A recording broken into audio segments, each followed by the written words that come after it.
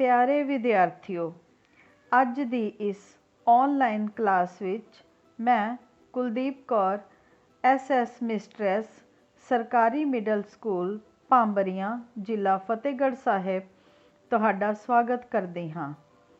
Online class का यह उपराला school सिक्ख्या विभाग पंजाब अते पढ़ो पंजाब पढ़ाओ पंजाब टीम फतेहगढ़ साहिब वल्लों किया जा रहा है। अज दी इस क्लास विच आपां 6वीं जमात दे 2 पाठ भूगोल का पाठ गलोब धरती का मॉडल अते इतिहास का पाठ आदि मनुख पत्थर युग के कुछ सवालों नूं हल करांगे। तुसी सारे जानते ही हो कि गलोब नूं धरती का मॉडल कहा जाता है। इस उत्ते लंबे अते टेढ़े दा कुछ लाइनां लगाईयां जांदियां हन जिन्हां नूं विथकार अते लंबकार कहा जाता है। आओ असीं गलोब नाल संबंधित कुछ प्रश्नां नूं हल करिए। साडी धरती का आकार बहुत वड्डे गोले वांग है। असीं पूरी धरती नूं इक्को समय नहीं देख सकते, इसलिए धरती नूं पूरा देखण अते परखण लई इसदा एक मॉडल बनाया गया है। इस मॉडल नूं की आखदे हन? साडियां ऑप्शनस हैं नंबर 1 ब्रह्मंड, नंबर 2 अर्धगोला, नंबर 3 धरतगोला, नंबर 4 गलोब।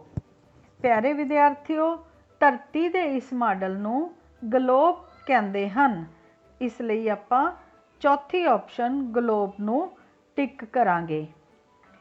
दूसरा प्रश्न है, विग्यानियां ने गलोब ते धरती का अध्ययन करन लई पूरब पच्छम दिशा विच कल्पित रेखावां खिंचियां हन। ये सारियां रेखावां गोलाकार रूप विच हन। इन्हां नूं अक्षांश जां विथकार रेखावां आखदे हन। ये किहड़ी रेखा दे समांतर नहीं हन? नंबर 1 कर्क रेखा, नंबर 2 मकर रेखा, नंबर 3 मुख मध्यान रेखा, नंबर 4 भूमध्य रेखा। प्यारे बच्चों, इस विचों आपां ऑप्शन 3 नूं सिलैक्ट करांगे। तीजी ऑप्शन मुख मध्यान रेखा सही जवाब है। प्रश्न 3, दिशांतरां दी मदद नाल असीं किसे स्थान दा स्थानक समां कढ सकदे हां। ग्रीनविच दे पूरब विच स्थित देशां दा समां हर एक डिग्री दिशांतर दे हिसाब नाल किन्ने मिनट अगे हुंदा है? अपनियां ऑप्शनस ने number 1 4 minute, number 2 6 minute, number 3 8 minute ते नंबर 4 10 मिनट। इस विचों पहली ऑप्शन 4 मिनट इस सवाल का सही जवाब है। प्रश्न 4, सारे देश अपने किसे दिशांतर दे ऐन उत्ते दोपहर वेले सूरज की होंद नूं मिथ के अपना समां उवें ही मिथ लैंदे हन। भारत का स्थानक समां 82 सही 1/2 पूर्व दिशांतर मुताबक है, जो कि मुख मध्यान तो अगे है। ये किन्ने घंटे अगे है? नंबर 1 3.5 घंटे, नंबर 2 4.5 घंटे, नंबर 3 5 घंटे, नंबर 4 5.5 घंटे। इस प्रश्न का सही उत्तर नंबर 4 है 5.5 घंटे। प्रश्न 5, सारी धरती उत्ते कुल 360 देशांतर हुंदे हन। 180 देशांतर मुख मध्यान रेखा दे पूरब वल ਅਤੇ 180 ਦੇਸ਼ਾਂਤਰ ਪੱਛਮ ਦਿਸ਼ਾ ਵਿੱਚ ਵੱਖੋ ਵੱਖ ਖਿੱਚੇ ਗਏ ਹਨ। ਇਹਨਾਂ ਵਿੱਚੋਂ ਸਾਂਝਾ ਦਿਸ਼ਾਂਤਰ ਕਿਹੜਾ ਹੁੰਦਾ ਹੈ ਜਿਸ ਦੇ ਨਾਲ ਪੂਰਬ ਜਾਂ ਪੱਛਮ ਨਹੀਂ ਲਿਖਿਆ ਜਾਂਦਾ? Option 1 360 degree, option 2 180 degree, option 3 0 degree, option 4 900 degree.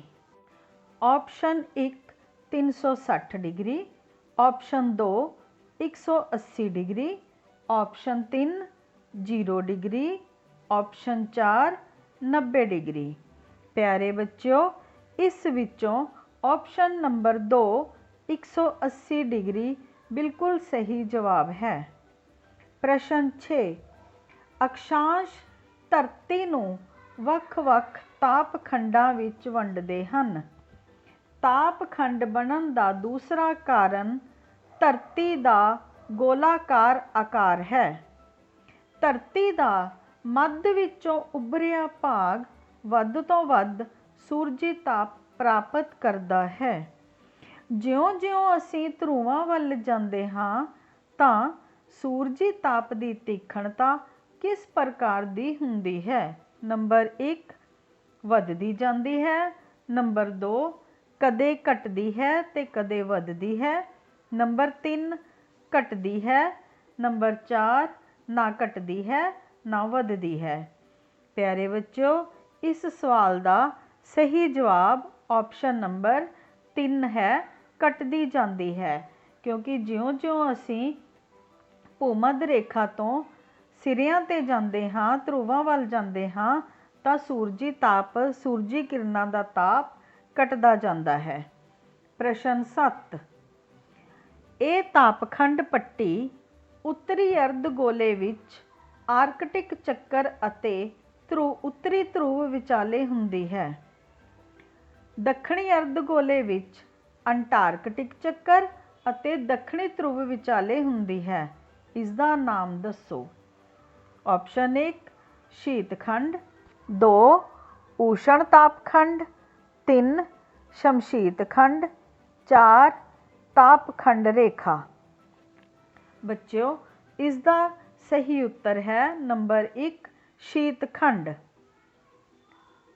ਪ੍ਰਸ਼ਨ ਨੰਬਰ 8 ਨਕਸ਼ਿਆਂ ਅਤੇ ਗਲੋਬ ਉੱਤੇ ਅਕਸ਼ਾਂਸ਼ਾਂ ਅਤੇ ਦਿਸ਼ਾਂਤਰਾਂ ਦਾ ਜਾਲ ਬਣਿਆ ਹੁੰਦਾ ਹੈ ਜੋ ਕਿ ਕਿਸੇ ਸਥਾਨ ਨੂੰ ਆਸਾਨੀ ਨਾਲ ਲੱਭਣ ਵਿੱਚ ਮਦਦ ਕਰਦਾ ਹੈ।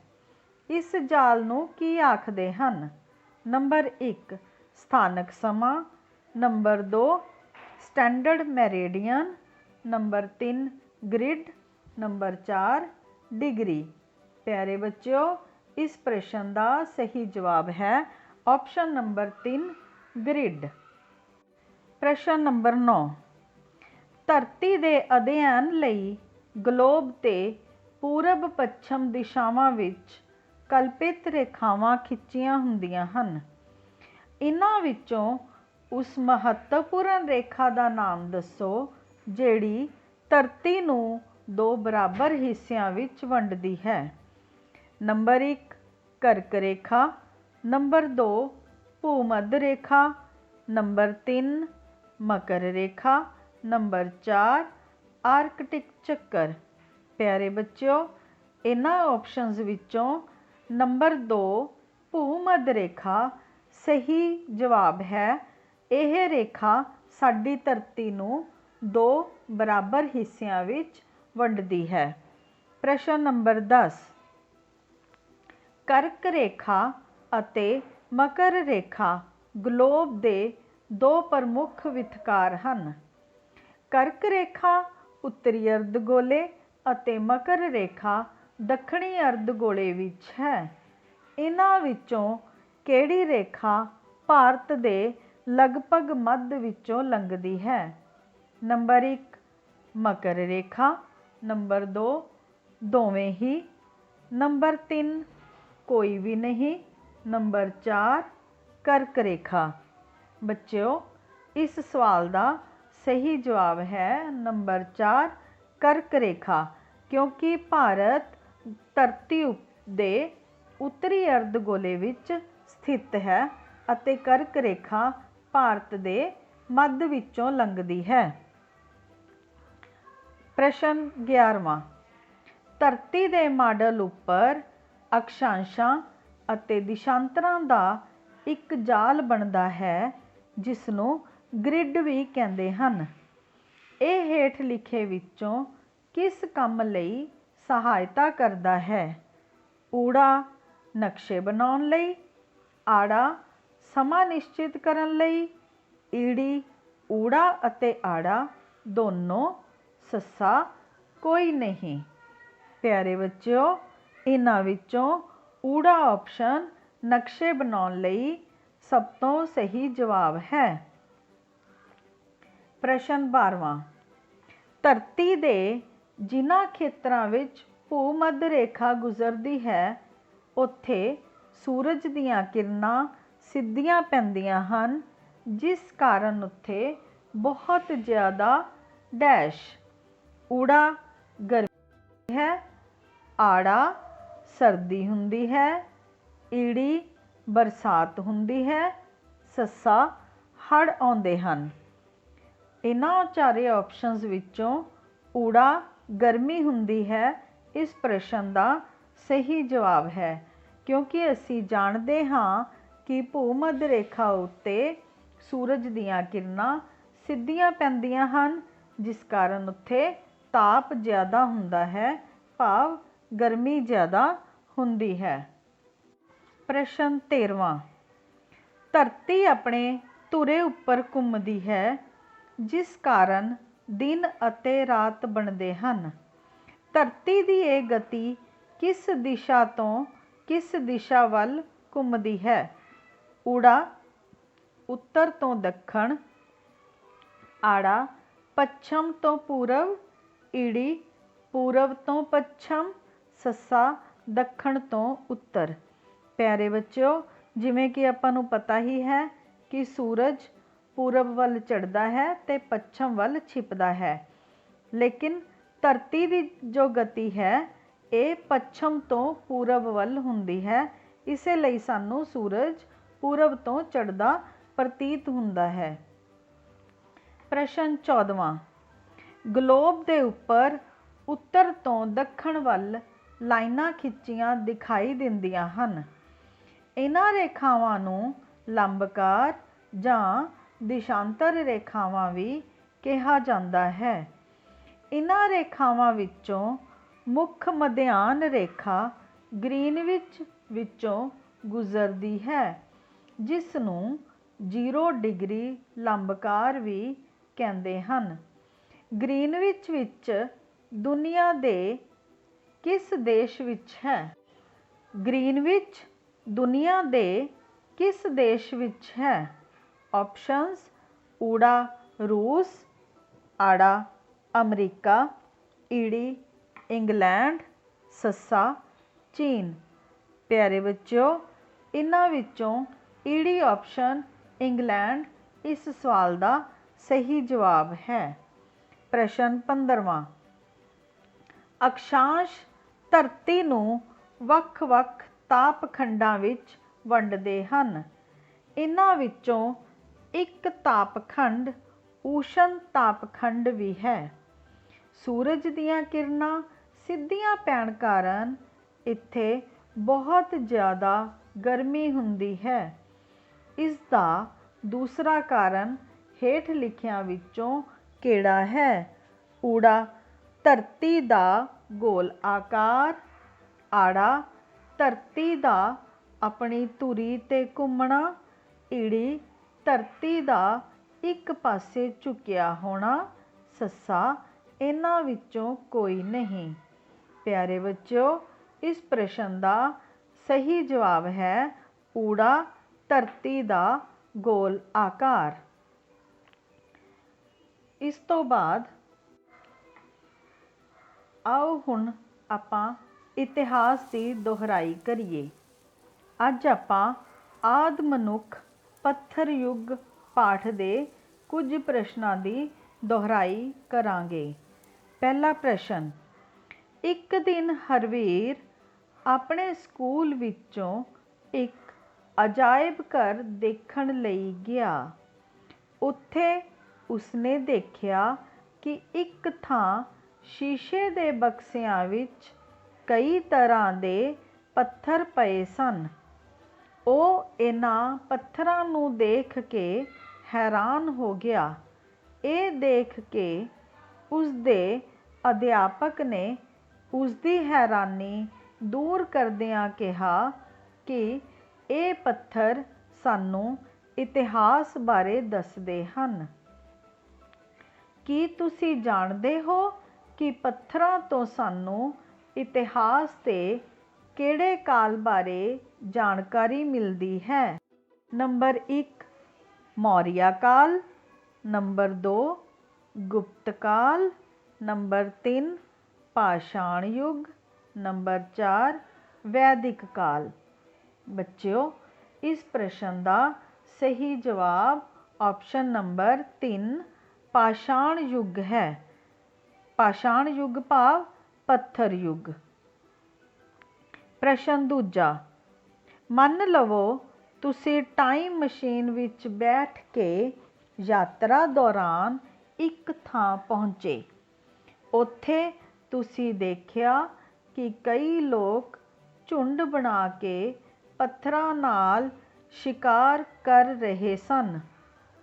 ਉਹਨਾਂ ਨੇ ਆਪਣੇ ਸਰੀਰ ਨੂੰ ਪੱਤਿਆਂ ਅਤੇ ਜਾਨਵਰਾਂ ਦੀਆਂ ਖੱਲਾਂ ਨਾਲ ਢਕਿਆ ਹੋਇਆ ਹੈ।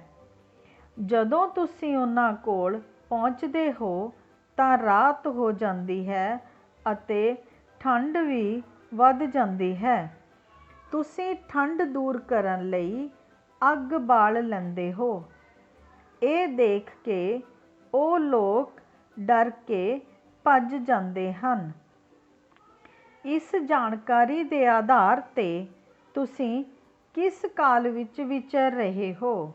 ਨੰਬਰ 1 ਪੁਰਾਤਨ ਪੱਥਰ ਯੁੱਗ, ਨੰਬਰ 2 ਮੱਧ ਪੱਥਰ ਯੁੱਗ, ਨੰਬਰ 3 ਨਵੀਨ ਪੱਥਰ ਯੁੱਗ, ਨੰਬਰ 4 ਵੈਦਿਕ ਯੁੱਗ। ਬੱਚਿਓ, ਇਸ ਪ੍ਰਸ਼ਨ ਦਾ ਸਹੀ ਉੱਤਰ ਹੈ ਨੰਬਰ 1 ਪੁਰਾਤਨ ਪੱਥਰ ਯੁੱਗ। ਪ੍ਰਸ਼ਨ ਤੀਜਾ, ਹੇਠ ਦਿੱਤੇ ਚਿੱਤਰ ਨੂੰ ਦੇਖ ਕੇ ਦੱਸੋ ਕਿ ਇਸ ਦਾ ਸੰਬੰਧ ਇਤਿਹਾਸ ਦੇ ਕਿਹੜੇ ਕਾਲ ਨਾਲ ਹੈ? ਨੰਬਰ 1 ਪੁਰਾਤਨ ਪੱਥਰ ਯੁੱਗ, ਨੰਬਰ 2 ਮੱਧ ਪੱਥਰ ਯੁੱਗ, ਨੰਬਰ 3 ਨਵੀਨ ਪੱਥਰ ਯੁੱਗ, ਨੰਬਰ 4 ਵੈਦਿਕ ਯੁੱਗ। ਬੱਚਿਓ, ਇਸ ਪ੍ਰਸ਼ਨ ਦਾ ਉੱਤਰ ਪੁਰਾਤਨ ਪੱਥਰ ਯੁੱਗ ਹੈ, ਕਿਉਂਕਿ ਪੁਰਾਤਨ ਪੱਥਰ ਯੁੱਗ ਵਿੱਚ ਮਨੁੱਖ ਸਿਰਫ ਟੁੱਟੇ ਹੋਏ ਪੱਥਰਾਂ ਨੂੰ ਹੀ ਹਥਿਆਰ ਦੇ ਤੌਰ 'ਤੇ ਇਸਤੇਮਾਲ ਕਰਦਾ ਸੀ। ਉਸਨੂੰ ਇਹਨਾਂ ਨੂੰ ਘੜਨ ਦੀ ਜਾਣਕਾਰੀ ਨਹੀਂ ਸੀ। ਪ੍ਰਸ਼ਨ ਚੌਥਾ, ਆਦਿ ਮਨੁੱਖ ਨੂੰ ਚਿੱਤਰਕਾਰੀ ਦਾ ਵੀ ਸ਼ੌਕ ਸੀ। ਉਹ ਇਹ ਚਿੱਤਰਕਾਰੀ ਵਿੱਚ ਕਰਦਾ ਸੀ। ਉਸਦੇ ਬਣਾਏ ਗਏ ਚਿੱਤਰਾਂ ਦਾ ਮੁੱਖ ਵਿਸ਼ਾ ਸ਼ਿਕਾਰ ਹੁੰਦਾ ਸੀ। ਅਜਿਹੇ ਬਹੁਤ ਸਾਰੇ ਚਿੱਤਰ ਸਾਨੂੰ ਭਾਰਤ ਵਿੱਚ ਭੀਮ ਬੈਠਕਾ ਨਾਮੀ ਸਥਾਨ ਤੋਂ ਮਿਲੇ ਹਨ। ਕੀ ਤੁਸੀਂ ਜਾਣਦੇ ਹੋ ਕਿ ਆਧੁਨਿਕ ਭਾਰਤ ਵਿੱਚ ਇਹ ਸਥਾਨ ਕਿਸ ਰਾਜ ਵਿੱਚ ਸਥਿਤ ਹੈ? Number 1 Punjab, number 2 Madhya Pradesh, number 3 Rajasthan, number 4 Gujarat. ਬੱਚਿਓ, ਇਸ ਪ੍ਰਸ਼ਨ ਦਾ ਸਹੀ ਜਵਾਬ ਹੈ ਮੱਧ ਪ੍ਰਦੇਸ਼। ਪ੍ਰਸ਼ਨ ਪੰਜਵਾਂ,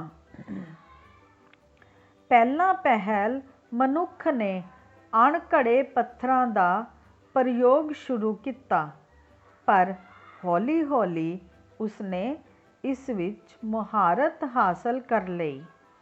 ਜਦੋਂ ਮਨੁੱਖ ਨੇ ਅਣਘੜੇ ਪੱਥਰਾਂ ਦੀ ਜਗ੍ਹਾ ਨੁਕੀਲੇ ਅਤੇ ਘੜੇ ਹੋਏ ਪੱਥਰਾਂ ਦੇ ਹਥਿਆਰ ਬਣਾਉਣੇ ਸਿੱਖ ਲਏ, ਉਸ ਯੁੱਗ ਨੂੰ ਕੀ ਕਿਹਾ ਜਾਂਦਾ ਹੈ?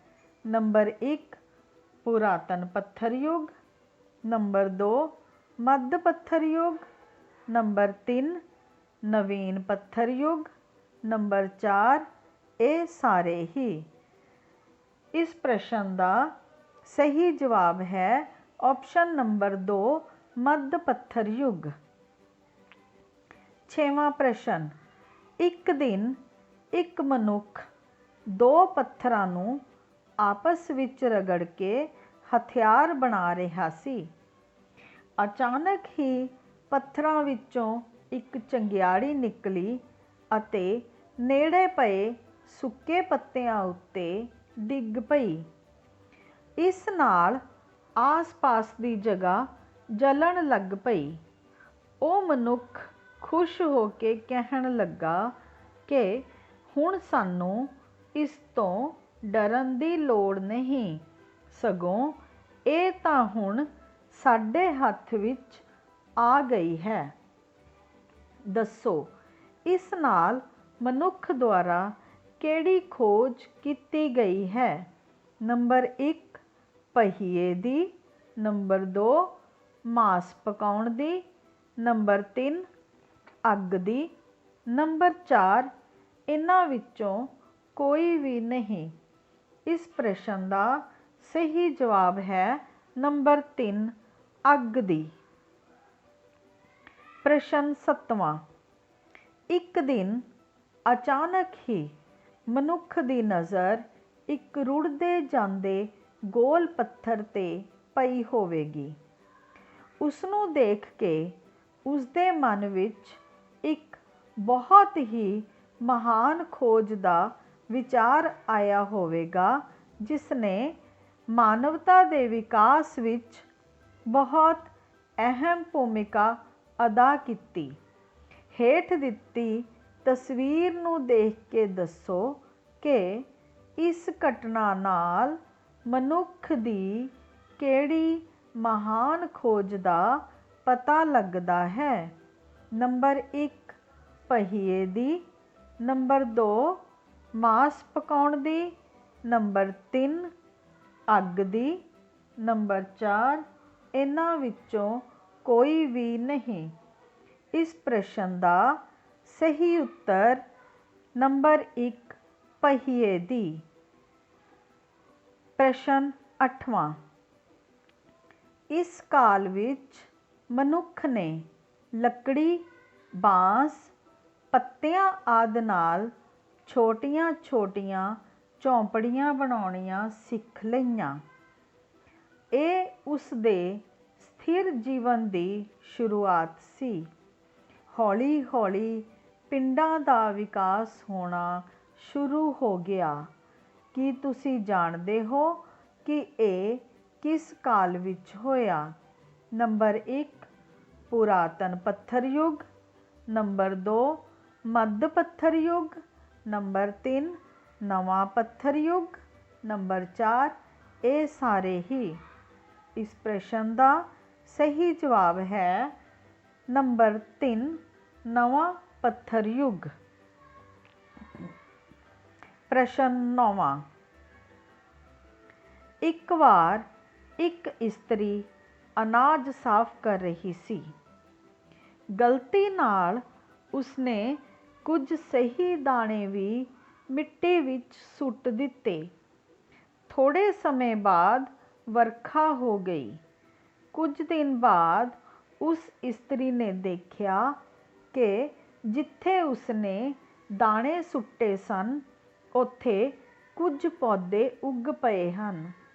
ये हू बहू ओह जिहे ही सन जिन्हां पौधियां तो उसने अनाज प्राप्त किया सी। हुण उसनूं समझ आ गई कि पौधे किवें उगदे हन।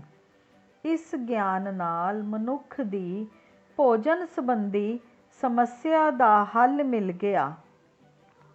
अनुमान ला के दसो कि ये काल्पनिक घटना किहड़े काल विच बीती।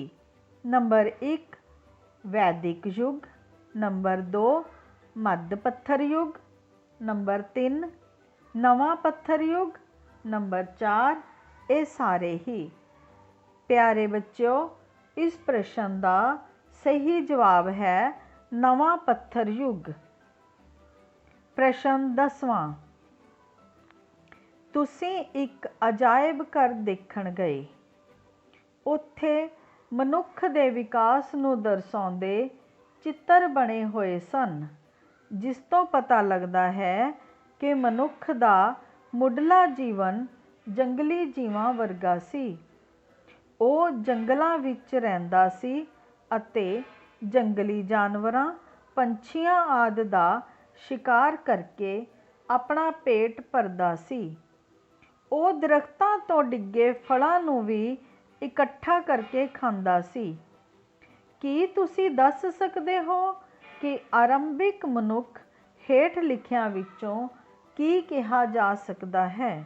ਨੰਬਰ 1 ਸ਼ਿਕਾਰੀ ਅਤੇ ਭੋਜਨ ਸੰਗ੍ਰਹਿਕ, ਨੰਬਰ 2 ਪਸ਼ੂ ਪਾਲਕ, ਨੰਬਰ 3 ਕਿਸਾਨ, ਨੰਬਰ 4 ਘੁਮਿਆਰ। ਬੱਚਿਓ, ਇਸ ਪ੍ਰਸ਼ਨ ਦਾ ਸਹੀ ਜਵਾਬ ਹੈ ਨੰਬਰ 1 ਸ਼ਿਕਾਰੀ ਅਤੇ ਭੋਜਨ ਸੰਗ੍ਰਹਿਕ। ਅਗਲਾ ਪ੍ਰਸ਼ਨ ਹੈ ਬੇਟਾ ਆਪਣਾ ਮਿਲਾਨ ਦਾ। ਇਹਦੇ ਵਿੱਚ ਇੱਕ ਕਾਲਮ ਦੇ ਵਿੱਚ ਆਪਾਂ ਨੂੰ ਨਵਾਂ ਪੱਥਰ ਯੁੱਗ, ਮੀਜ਼ੋਲਿਥਿਕ ਪੀਰੀਅਡ, ਭੀਮ ਬੈਠਕਾਂ, ਪ੍ਰਾਚੀਨ ਪੱਥਰ ਯੁੱਗ ਦਿੱਤਾ ਹੋਇਆ ਤੇ ਦੂਸਰੇ ਕਾਲਮ ਦੇ ਵਿੱਚ ਆਪਣੇ ਕੋਲ ਇਹਨਾਂ ਦੀਆਂ ਆਪਸ਼ਨਸ ਦਿੱਤੀਆਂ ਗਈਆਂ ਨੇ। ਆਪਾਂ ਨੇ ਇੱਕ ਕਾਲਮ ਨੂੰ ਦੂਸਰੇ ਕਾਲਮ ਦੀਆਂ ਆਪਸ਼ਨਸ ਦੇ ਨਾਲ ਮਿਲਾਉਣਾ ਹੈ। ਸਭ ਤੋਂ ਪਹਿਲਾਂ ਆਪਾਂ ਦੇਖਦੇ ਹਾਂ ਨਵਾਂ ਪੱਥਰ ਯੁੱਗ। ਨਵਾਂ ਪੱਥਰ ਯੁੱਗ ਬੇਟਾ, ਕਿਉਂਕਿ ਆਪਾਂ ਨੂੰ ਪਤਾ ਹੈ ਕਿ ਨਵੇਂ ਪੱਥਰ ਯੁੱਗ ਵਿੱਚ ਮਨੁੱਖ ਨੇ ਝੌਂਪੜੀਆਂ ਵਿੱਚ ਰਹਿਣਾ ਸ਼ੁਰੂ ਕਰ ਦਿੱਤਾ ਸੀ ਤੇ ਅਨਾਜ ਉਗਾਉਣਾ ਤੇ ਪਕਾਉਣਾ ਸਿੱਖ ਲਿਆ ਸੀ। ਦੂਸਰੇ ਨੰਬਰ ਤੇ ਆਉਂਦਾ ਆਪਣੇ ਕੋਲ ਮੀਜ਼ੋਲਿਥਿਕ ਪੀਰੀਅਡ। ਮੀਜ਼ੋਲਿਥਿਕ ਪੀਰੀਅਡ ਦੇ ਵਿੱਚ ਮਨੁੱਖ ਨੇ ਨੋਕੀਲੇ ਤੇ ਘੜੇ ਹੋਏ ਪੱਥਰਾਂ ਦੇ ਹਥਿਆਰ ਬਣਾਏ, ਜਿਨ੍ਹਾਂ ਦੇ ਵਿੱਚ ਕੁਹਾੜੀ, ਭਾਲੇ, ਗੰਡਾਸੇ ਆਦਿ ਆਉਂਦੇ ਸੀ। ਭੀਮ ਬੈਠਕਾਂ ਉਹ ਜਗ੍ਹਾ ਹੈ ਜਿੱਥੋਂ ਇਹ ਅਵਸ਼ੇਸ਼ ਮਿਲੇ ਨੇ ਕਿ ਮਨੁੱਖ ਨੇ ਨੋਕੀਲੇ ਪੱਥਰਾਂ ਤੇ ਰੰਗਾਂ ਦੀ ਸਹਾਇਤਾ ਨਾਲ ਮਨੁੱਖਾਂ, ਜਾਨਵਰਾਂ ਆਦਿ ਦੇ ਚਿੱਤਰ ਬਣਾਏ। ਚੌਥਾ ਹੈ ਪ੍ਰਾਚੀਨ ਪੱਥਰ ਯੁੱਗ। ਪ੍ਰਾਚੀਨ ਪੱਥਰ ਯੁੱਗ ਵਿੱਚ ਮਨੁੱਖ ਸ਼ਿਕਾਰੀ ਤੇ ਖਾਦ ਸੰਗ੍ਰਹਿਕ ਦੇ ਨਾਮ ਨਾਲ ਜਾਣਿਆ ਜਾਂਦਾ ਹੈ।